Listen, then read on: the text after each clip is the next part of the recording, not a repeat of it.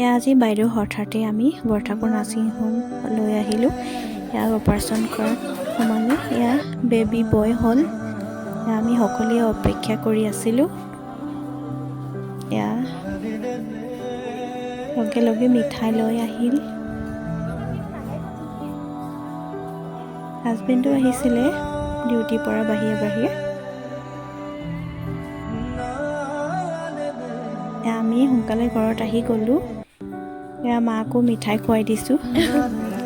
এয়া 3 নম্বৰ আইতাক হৈছে 3 নম্বৰ নাতি জহত খাইছে।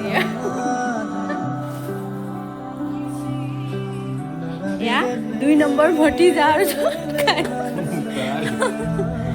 ইলেকশ্যন ডিউটি কৰি আহি এয়া ৰাতি খুৱাই দিছোঁ। 2 নম্বৰ ভতিজা দে পাৰ্টি দে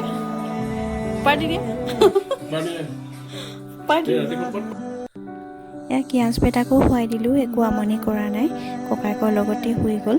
আজি ভিডিঅ'টো ইমানেই।